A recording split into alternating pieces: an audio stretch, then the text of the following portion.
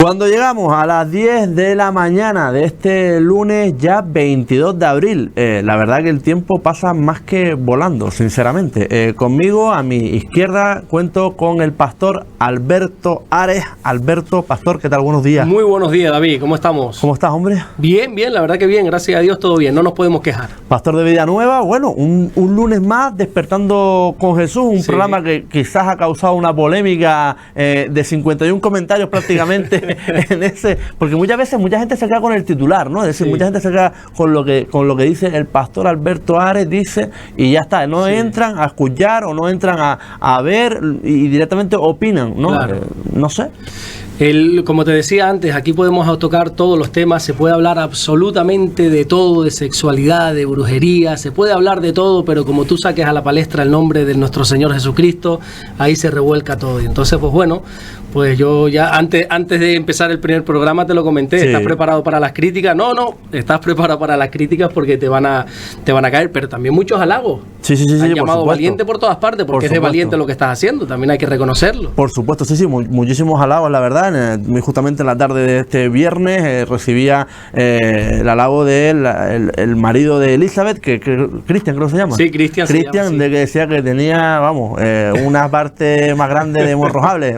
Bueno, yo creo que se está haciendo un trabajo bueno, creo yo, y llevando un mensaje de fe a quien quiera escucharlo. Claro. No obligamos a nadie, ¿no? Exactamente, sí. Aquí se habla, se comparte, se transmite una idea y quien la quiera recibir o quien la quiera escuchar, bienvenido, y si no, tan sencillo es como hacer así la palanquita de la emisora y listo. Y cambiar. Bueno, la semana pasada te comentaba que hoy íbamos a tocar varios temas y uno de ellos es la creación del mundo, porque mis hijos, por ejemplo, mi hija sobre todo, que tiene 7 años, dice: ¿y cómo va a crear Dios el mundo en 7 días y al séptimo descansó y demás? Bueno, coméntanos un poco, pastor, si le parece, cómo se crea el mundo. Pues mira, efectivamente, la Biblia comienza en Génesis capítulo 1, versículo 1, diciéndonos: y en el principio creó Dios los cielos y la tierra. Dios se muestra como el creador en todo momento. La Biblia también muestra a nuestro Dios como el Shaddai, el todopoderoso, no un Dios poderoso, que es diferente, el todopoderoso. Él tiene el poder de crear, y de crear algo que nosotros no tenemos ese poder, que es crear de la nada, porque nosotros podemos coger 4 palos y hacer una silla, podemos coger algo, una materia prima y hacer algo, pero Dios lo que hace es crear de la nada. Y desde el principio de la Biblia se nos muestra que Él creó los cielos y la tierra en 7 días. Y bueno, hay algo muy curioso en la Biblia, y es que Él no va a tratar nunca de convencernos. Él nunca va a tratar de decir: mira, yo sí creé los cielos, creé la tierra por esto. Hay muchos argumentos que nos pueden demostrar a creer, lógicamente, la existencia de un Dios, los grandes científicos. Te estoy hablando de los grandes, los pesos pesados de la ciencia. Pues todos afirman que hay una fuerza inteligente detrás de toda la creación. Algunos creen en el Señor, otros pues lo llaman de otras maneras, pero lógicamente hay una cabeza pensante detrás de toda la creación, la exactitud, la plenitud, absolutamente todo. Y sí, en 7 días, que todo tiene un paso y todo tiene un orden, Dios creó los cielos y la tierra, todo lo que nuestros ojos ven y lo que no ven. Bien, oye, yo por ejemplo he dicho muchas veces en la radio, en las editoriales de 9:30 a 10, que oye, creó al hombre, pero después creó a lo más maravilloso que fue la mujer, es decir, Adán, Eva, ¿no?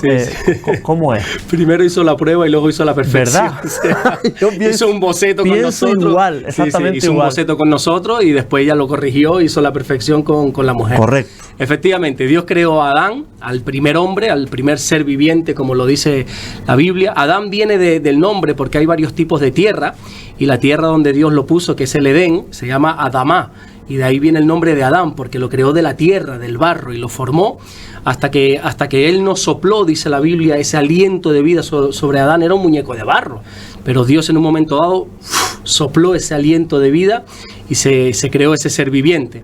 Lo puso en el huerto del Edén para que lo labrase. Fíjate, porque esto es muy interesante, David, porque Dios creó al hombre para trabajar.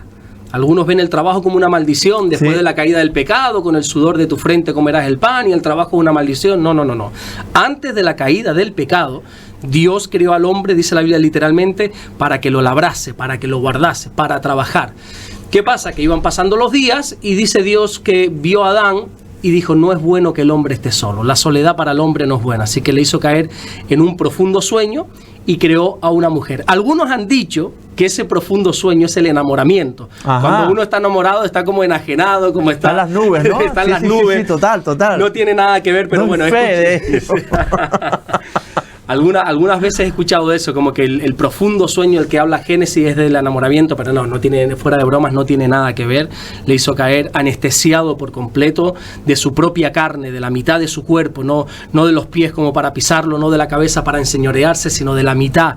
Sacó a la mujer, ¿verdad?, igualitaria totalmente, y formó a su ayuda idónea. Así dice la Biblia, la mujer es la ayuda idónea. Y después pasa algo que me gustaría que lo comentases, ¿no? El tema, porque también creo que lo has comentado en algunas prédicas, el tema de la manzana. Sí. ¿No?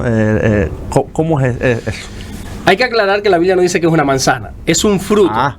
No sé de quién se ocurrió la maravillosa ¿Verdad? idea de que es una manzana, pudiera Pues ser... yo toda mi vida he pensado que era la manzana. Sí, todo el mundo, porque siempre se ha escenificado así, ¿verdad? Y algunos carteles, dibujos, ilustraciones, siempre se nos ha presentado como la manzana. Pero no, en ningún momento dice que era una manzana. Puede ser, entre Sí. tantas frutas que hay. Y Dios creó al hombre, vuelvo y repito, lo puso en un huerto inmenso, la Biblia da más o menos las medidas, inmenso, y le dijo, miren, pueden tocar absolutamente todo lo que está aquí es para ustedes. De todo árbol pueden comer, había cientos de miles de árboles ahí, dice, menos de este. ¿Y dónde fue el hombre a comer? A ese. Es que basta que se nos diga esto no, para que se despierte en nosotros algo, ¿verdad? ¿Y de dónde fueron a comer? De ese. Y efectivamente pues comieron y desobedecieron a Dios. El pecado no está en comer la manzana, el pecado estuvo en desobedecer la orden que Dios dio. El paraíso, ese es el paraíso. Cuando nos morimos, ¿a dónde vamos? Es decir, el paraíso es donde estaba Adán y Eva. No, se le conoce así, no. El paraíso, el Edén, que es el huerto, existe. No se sabe la ubicación exacta, pero más o menos la Biblia, por unos nombres de ríos que da, si no me equivoco, está el Éufrates, hay varios ríos, se sabe más o menos la ubicación. Pero no, el paraíso es donde uno va a ir a la eternidad. Eso es lo que la Biblia denomina también el cielo. Cuando a Jesús lo crucificaron sucede algo muy interesante, y es que no murió solo. La Biblia nos enseña que tanto a su derecha como a su izquierda había también dos crucificados, dos ladrones, sí, dice la Biblia. Sí. Y uno de ellos no quiso creer, incluso se medio burló del Señor. Si tanto dices que eres hijo de Dios, pues manda a que baje. Pero hubo uno que sí creyó. Acuérdate de mí, le dijo el otro ladrón. Y el Señor le dijo una frase muy interesante, le dijo, de cierto te digo que hoy estarás conmigo en el paraíso, en esa eternidad, en ese cielo. El paraíso es el lugar donde vamos a estar por la eternidad, un lugar de paz, un lugar de tranquilidad. La Biblia presenta el cielo en el libro del Apocalipsis como un lugar donde ya no habrá más llanto, más dolor, un lugar precioso. Siempre me ha llamado la atención que creo que la Biblia habla muy poco del cielo, para el tiempo que vamos a estar allí, que es una eternidad. Sí, ¿verdad? Pero creo que son como algunas puntadas que nos da Dios como para ponernos ese caramelo en la boca, y no sé lo que nos tendrá preparado ahí arriba el Señor, pero sin duda alguna algo hermoso y bien precioso tiene que ser. Cuando toman del fruto prohibido, sí. ¿Qué sucede? Lo que sucede es que sus ojos se abrieron y empezaron a conocer que había un pecado. Lo primero que hacen es cubrirse. Ellos estaban desnudos, no se habían no es que no se habían dado cuenta, pero no estaba el sentido de pudor, de vergüenza, no estaba la maldad de esa mirada nociva, de esa mirada sexual. Entonces lo primero que hizo fue cubrirse, se avergonzaron de sus partes, ¿verdad? Y se tuvieron que coser como unas pieles para esconderse. Y también lo más interesante es que Adán se escondió de Dios. La Biblia dice que la presencia de Dios caminaba literalmente por el huerto del Edén, y podían estar hablando Adán y Eva con Dios, pero en ese momento Adán se esconde detrás de un árbol, y entonces el Señor dice, oye, ¿y dónde está Adán? No, es que estoy aquí, es porque comí del fruto, tuve miedo y me escondí. Y es cuando, creo que te lo dije la semana pasada o la anterior, cuando Dios le dijo, bueno, ¿y quién te enseñó que estaba desnudo, verdad? Lo que hicieron fue esconderse, se abrió su mundo, conocieron lo que es el pecado. Una vez conocemos el pecado, nos invade la culpa, nos invade la vergüenza, nos escondemos de Dios. Por eso cuando hay gente que deja de asistir a la iglesia, que yo ya no los veo, digo, algo ha pasado. Se están escondiendo de Dios. Entonces los llamo, bueno, miles de argumentos te pueden dar, y cada uno, por supuesto, que diga lo que quiera, pero cuando uno se esconde de Dios es porque hay pecado en sus vidas. Aprovechando lo que estás comentando, ¿no? El pasado domingo en el culto, que fue José Manuel Sierra, sí. Comentaba que el peor día para un pastor es el lunes. Sí. Eso será para él. Para mí es el domingo. El lunes también, pero para mí es el sábado y el domingo son los peores días, pero por el estrés que me causa el predicar. Yo me concentro mucho para predicar y me pongo muy nervioso y son un poco, quizá no es la palabra, pero días agónicos para mí, de mucho nerviosismo. Y el lunes sí, quizá te sale el cansancio acumulado de la semana, de la presión del fin de semana, de la iglesia. Nosotros aquí estamos atendiendo 2 iglesias, son 2 cultos en los domingos y te empieza a bombardear la mente de pensamiento. Oye, fulano no vino a la iglesia, oye, ¿qué habrá pasado? Oye, le vi cara triste a este hermano o a esta hermana. Entonces piensas mucho. Pero sí, puede ser que para él sea el lunes, pero no, para mí sin duda alguna es el sábado y el domingo, el peor día de la semana. El fin de semana, ¿no? Sí, peor día en cuanto a estrés. Sí, me imagino. Sí. Por cierto, antes de comentar, de seguir con la charla, que está muy buena, ¿qué tal estuvo ese encuentro con José Manuel Sierra? Se puso indispuesto, lo comentaba él también en ese culto. ¿Cómo te sentiste? Yo me sentí de maravilla, sí, muy bien. Y yo creo que él también, que le gustó bastante. Es verdad que se puso muy malo. De hecho, el lunes cuando lo llevamos temprano para el aeropuerto tuvimos que parar, que se tuvo que bajar a vomitar. No sé si fue un virus estomacal o algo, pero mal. Y eso que el domingo no comió absolutamente nada. Nos paramos para ir a Puerto a tomar un café únicamente, es lo que comió en todo el día. Salimos del culto de Puerto y luego por el domingo aquí en la tarde, el Morrojable, acabó el culto y se tuvo que ir. De hecho, aquí en la alabanza, en el tiempo de la alabanza, él tuvo que estar sentado. No, estaba malo. Y esa noche, del domingo al lunes, la pasó fatal. Pero de resto quedó contento. Oye, pero la verdad que la prédica que hizo, sinceramente, oye, sobre todo cuando contó el pasaje que tuvo con unos que dijeron allí, te vamos a echar de aquí y demás, la verdad que impresiona, sinceramente. No, ese hombre, con perdón de la expresión, es un titán. Yo como predicador, para mí no hay otro como él. Aprendo mucho, bebo mucho de su sabiduría, de lo que él predica y todo, y para mí no hay otro como él en cuanto a maestro. Y me hubiera gustado que lo pudieras hacer una entrevista, Dios mediante, la próxima visita, a ver si sale, porque ese hombre es una fuente de riqueza, una fuente de sabiduría, pero tremenda. Cuando Dios se da cuenta del pecado, ¿los echa directamente del paraíso? ¿Cómo es? Sí, tiene que echarlos literalmente, porque la Biblia dice que el pecado es un muro de separación con Dios. Nosotros cuando pecamos, no es que Dios ponga el muro, no, es que nosotros hemos puesto ese muro. Y entonces Dios, que es santo, no puede cohabitar con el pecado. Entonces tiene que crear una separación y los tiene que sacar del Edén. Y directamente se supone, creo yo, ¿no? Dicho, vienen a la tierra, aquí a... No, el Edén estaba en la tierra. Claro. Pues me acabas de dejar está en la tierra. Totalmente, el Edén, ese jardín, ese huerto, está en la tierra. De hecho, vuelvo y repito, en Génesis podríamos buscar el versículo, habla de unos ríos que le bordean. O sea, más o menos, no se puede decir esta es la ubicación exacta, pero más o menos se sabe más o menos por dónde está. Es un lugar físico aquí en la tierra. ¿Y a dónde acuden? ¿A dónde...? Pues fuera de ese jardín, pues a caminar errantes como nosotros en el mundo, a buscarse un poco la vida. Claro, exactamente, a empezar a morar con el pecado, con deseo de acercarse a Dios, pero hay algo ya, una naturaleza pecadora, una naturaleza pecaminosa que empieza a surgir en el hombre y que nosotros queremos acercarnos a Dios, pero ese pecado parece que nos va tirando. Pablo llega a decir en un momento dado, el apóstol Pablo dice, ¿quién me librará de este cuerpo de muerte? ¿Verdad? El apóstol Pablo, que no es uno como nosotros, es uno de los grandes, y él decía es que batallar con el pecado es casi imposible.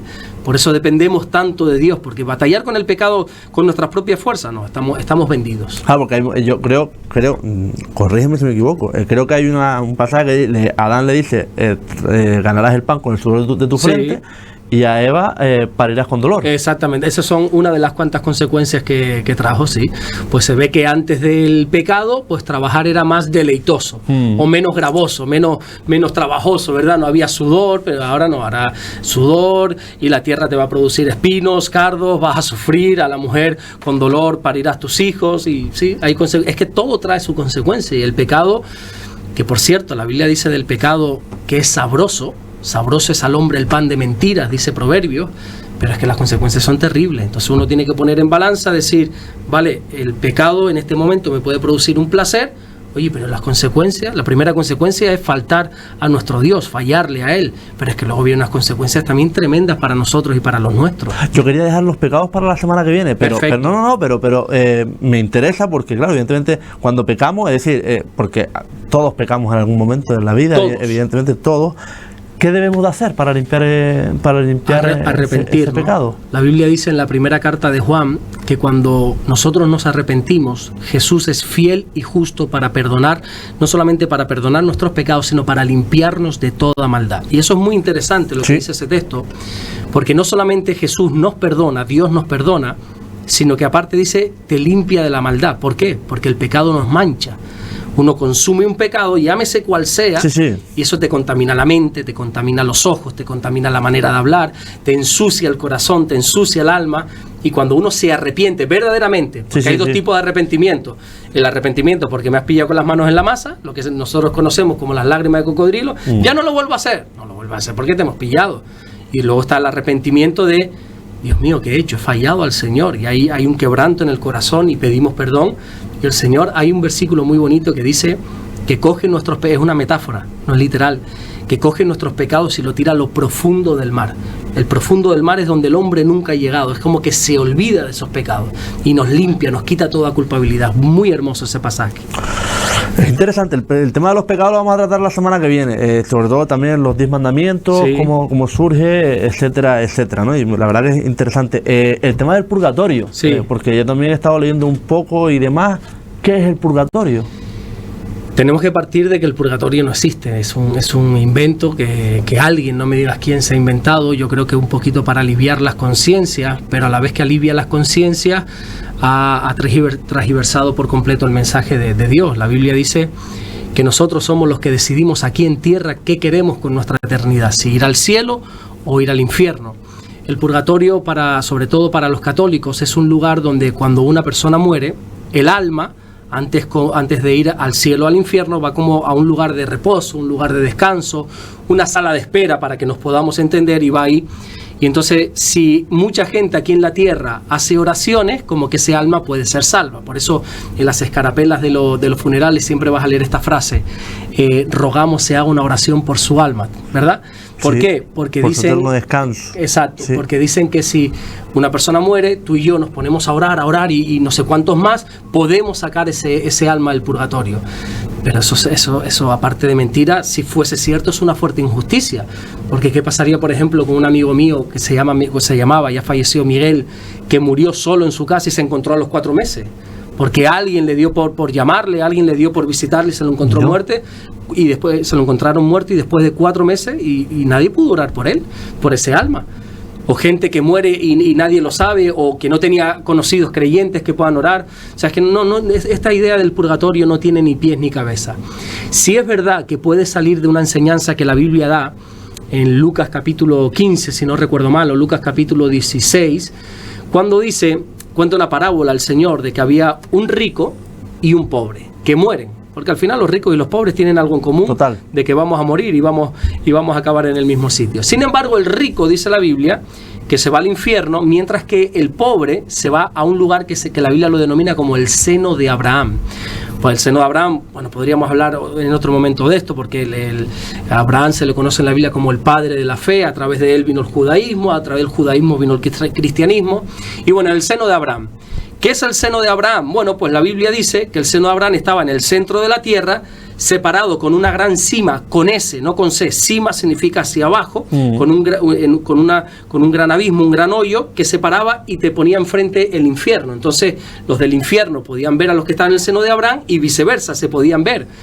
¿Por qué existía ese lugar? Porque la Biblia dice en Juan capítulo 14, versículo 6, que Jesús es el único camino que lleva al Padre. Y entonces, antes de Jesús, no había un camino al Padre, no había un camino al cielo existente. Por lo tanto, cuando un creyente moría, se refugiaba en ese lugar llamado seno de Abraham. Cuando Cristo muere, esto sería un programa muy interesante, hablar de qué pasó esos 3 días, ¿verdad? Sí. Cuando Cristo muere, la Biblia dice que desciende a los infiernos. 3 días, el credo católico dice, descendió a los infiernos, ¿verdad? Y ahí está 3 días.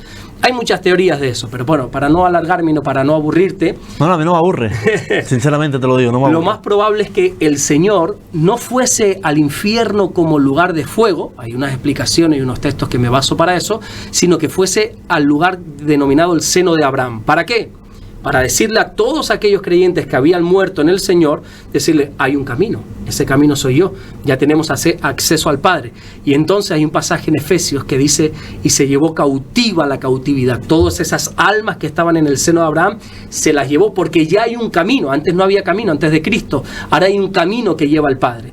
Así que el seno de Abraham, a partir de ese momento, deja de ser funcional, ya no existe, no tiene razón de existir, no tiene razón de ser, y algunos lo han alargado para decir que es el purgatorio, para no entrar tampoco en polémica, pero se creó también con un motivo de ganancia, porque hoy en día rogamos una oración por sus almas, pero siglos atrás era, bueno, si echas aquí unas cuantas monedas, el alma de fulano puede salir. Entonces, claro, si a mí me dicen, un familiar muere, si pagas tanto, este alma puede salir, yo doy lo que tenga y lo que no tengo, y me endeudo, ¿verdad? Es un negocio. Bueno, y al igual que, por ejemplo, que a lo mejor no viene al caso, pero por ejemplo en la católica, ¿no? Sí. Si pagas la gula, puedes comer carne en Semana Santa. Ah, sí. Es decir, no, es flipante, es decir, yo no entiendo. Sí. Bueno, pues tienen sus motivos. O sea, sabes que cuando me preguntaste hace 2 o 3 semanas atrás que fuimos a Alicante al Congreso, ¿te acuerdas? Correcto. Nos quedamos en un lugar que era católico, que era se llamaba, no sé qué, marianista.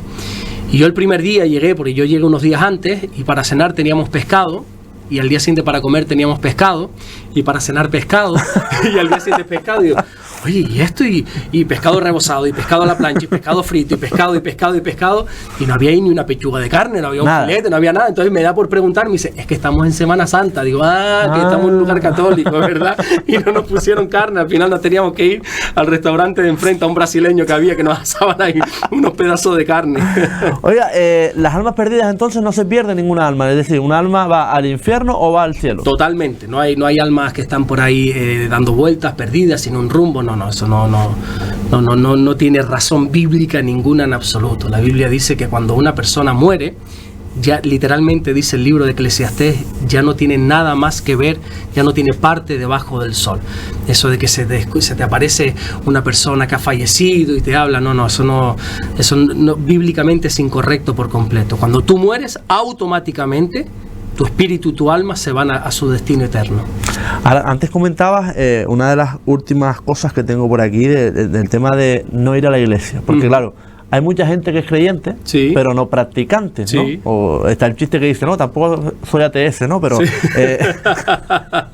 el tema de ser creyente pero no practicante, ¿qué dice la Biblia de ello? Pues la Biblia no pierde un segundo en semejantes cosas porque no tiene ni pies ni cabeza. O sea, pues si tú crees en algo, pues vives para ese algo.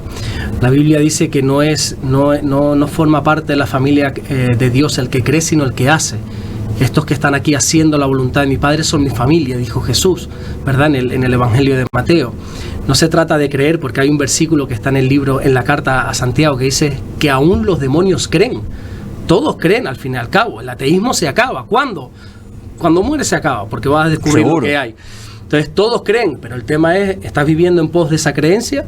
No, yo soy creyente, pero no practicante. Nunca he entendido esa frase, de verdad. Porque, yo la decía, Yo la decía mucho. Pero no la entiendo. Sinceramente. Lo que pasa es que se nos ha inculcado, yo creo, una creencia un poco de fiesta, ¿verdad? Yo cuando era adolescente Perdón que lo corte, yo por ejemplo, y lo voy a decir sinceramente, las misas del catolicismo, para mí son un coñazo, sinceramente. No, te lo digo en serio. Sí. Y yo, por ejemplo, ir al culto aquí, que fui el pasado domingo, para mí es decir, están hablando, pero evidentemente me siento hasta identificado. Es decir, la verdad que es diferente, es distinto. Sí, es distinto. Es muy distinto. Tú sabes que yo la primera vez que pisé una iglesia cristiana, una iglesia evangélica, te estoy hablando con 15, 16 años, como yo soy creyente desde niño, vengo del catolicismo, soy creyente desde niño, yo incluso llegué a decir, esto es una falta de respeto.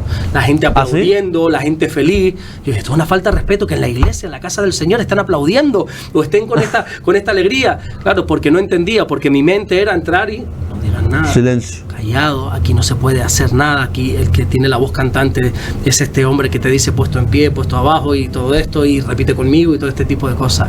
Entonces, bueno, es diferente y gracias a Dios que también hay cosas diferentes para no aburrirnos, pero bueno, yo me quedo con mi culto. Es distinto, muy ya digo, se empieza cantando, ¿no? Creo que se empiezan cantando y después es cuando está la prédica, ¿no? Sí, exactamente. Primero empezamos a cantar, como dice la Biblia, cuando nos reunimos que haya salmos entre ustedes, dice la carta a los Corintios. Por eso siempre solemos empezar, pues bueno, con cánticos, unos cánticos rápidos, quizá también algunos lentos de adoración. De ahí ya pasamos a un tiempo, si hay anuncios que dar, cualquier cosita, eventos que podamos tener, lo que quiera que sea. Y de ahí ya pasamos a lo que es la predicación, que normalmente pues son 30, 40, 50 minutos, depende si me tiran mucho la lengua más largo, si no pues si veo caras de sueño ya voy cortando ya. También el domingo pasado teníamos ese anuncio del rey, pastor. Sí, efectivamente, ya llevábamos ahí un tiempito esperando este momento, ya nuestro hermano Rey Núñez se ha nombrado como pastor de la iglesia también, pastor de Vida Nueva, que ese fue uno de los propósitos principales por los cuales nuestro pastor nos visitó. Manuel Sierra vino y estuvo aquí y pudimos orar por él públicamente. Ya lo era y ya la gente lo reconocía como tal, como pastor, pero nunca había habido ese acto público. Entonces, bueno, pues el domingo pasado pues lo tuvimos y gracias a Dios todo salió bien. Bueno, también comentar que nos gustaría que la gente pues participase en este programa, que puedan comentar qué les gustaría que hablásemos en uno de los programas, qué les gustaría hablar, que si quien tiene alguna pregunta al pastor, él está dispuesto pues a responder a las preguntas. Sí, hombre, aclarar que yo no tengo todas las respuestas, yo no tengo tampoco la verdad absoluta.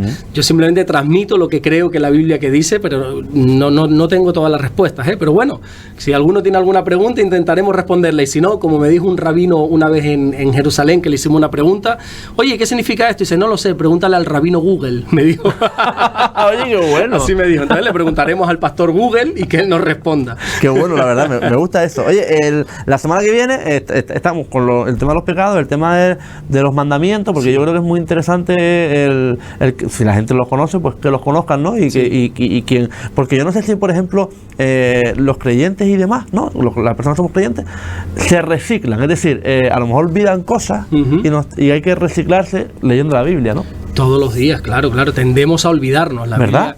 La Biblia se presenta a sí misma como un espejo. Tenemos que ir todos los días a vernos, a reflejarnos, y porque no nos podemos olvidar. Incluso hay una historia en la Biblia que Pablo le tiene que decir, es que ustedes tengo que volver a repetirle los primeros rudimentos, las primeras cosas, porque tendemos a olvidarlo, efectivamente.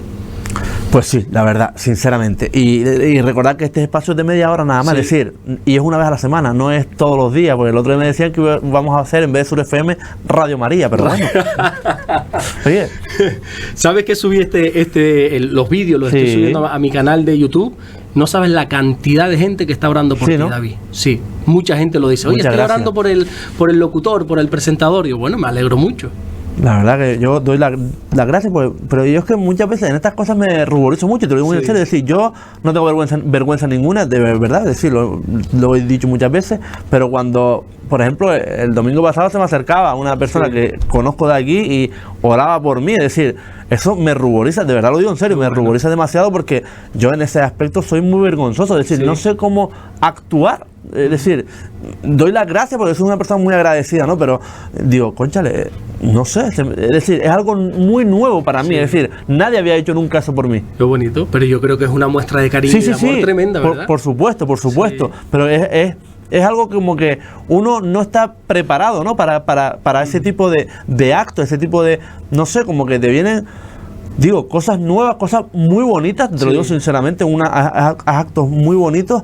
Y otra cosa que también me sorprendió, por ejemplo, es la diferencia yo siempre intento buscar las diferencias, ¿no? Aunque comentábamos también el primer casi todo nos une. Que hay que buscar exactamente lo que nos une. El tema de dar la paz, ¿no? Aquí lo hacen al comienzo, es decir, saluden a las nos saludamos, claro. ¿Verdad? La Biblia le da mucha importancia a la comunión de los unos con los otros, muchísima importancia. De hecho, una de las finalidades que tiene la iglesia es de vivir acompañado, de no estar solo. Nuestra fe no está preparada, no está elaborada, no está diseñada para vivir en soledad. Y la Biblia dice que mejores son dos que uno, porque si uno cae, el otro ¿qué hace? Lo levanta. Entonces es muy importante el vivir en comunión, más allá de estrecharnos la mano, como dicen, daros la paz. Bueno, nos damos la paz y por fuera pues nos matamos, ¿no? Sí, como decía Manolo Vieira, no sé si tú lo escuchabas a ese hombre. Sí, claro. Aquí se dan la paz y fuera no vete tú a saber. Una polvaza que no vea. No, nos abrazamos, nos damos la mano, porque de verdad no es un cariño falso, no es un cariño forzado. Yo creo que entre los cristianos hay un amor, hay un cariño genuino, de verdad. ¿Crees que tiene que nacerte? Es decir, que me refiero, yo por ejemplo, a mí, ya te lo comentaba, ¿no? Que en octubre perdoné a 3 personas, Sí. y a principios de mitad de marzo empecé a escuchar tus devocionales, y el pasado domingo quise acudir para ver cómo era, ¿no?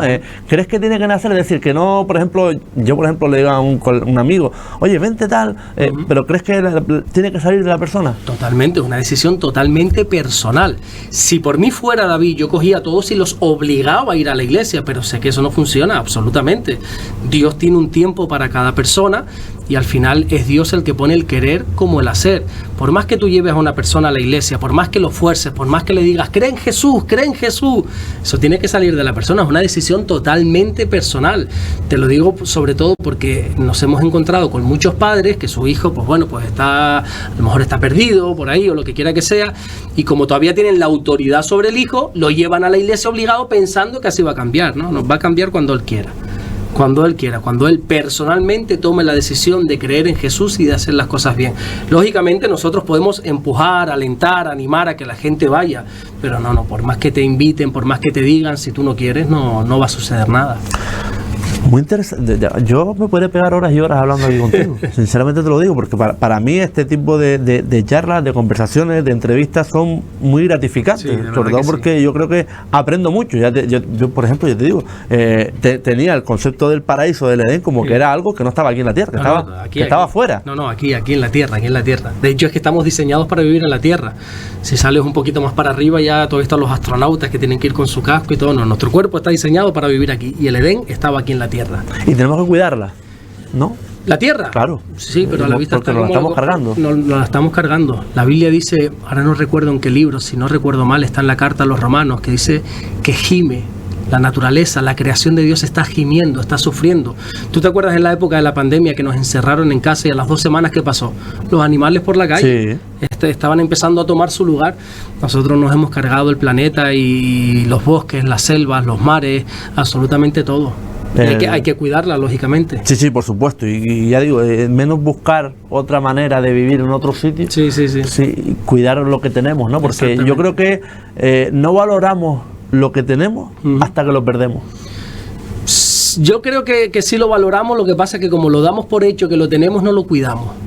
Pero o puede ser también lo que tú dices, pero a veces sí sabemos lo que tenemos, lo que pasa es que no lo cuidamos. Y como no lo cuidamos, pues desgraciadamente lo que no se cuida se pierde. Claro, que son como las flores. Sí, exactamente. Sí. Como no las cuide y no las mime, al final... Ahí está donde quería llegar. Exactamente, ahí está. Como no riegues la flor... Ahí está, exactamente. Pues pastor, de verdad, muchísimas gracias por venir, verdad, y un Despertando con Jesús más aquí en Sur FM. Ya llevamos 3, ¿eh? Sí. Parece que iba a ser flor de un día, ¿eh? Vamos a ver, por mí los que sean. ¿Verdad que sí? Sí. La verdad que, ya digo, y hace tiempo que te estaba detrás de él para que viniera, ¿eh? No es cosa de un día, la verdad. Sí. Gracias, de verdad, Alberto. Gracias a ti, David, de verdad. Que Dios te bendiga. Dios te bendiga. Nosotros hacemos un altito en el camino muy pequeñito y enseguida regresamos con más información en el día de hoy. No te vayas, hasta ahora.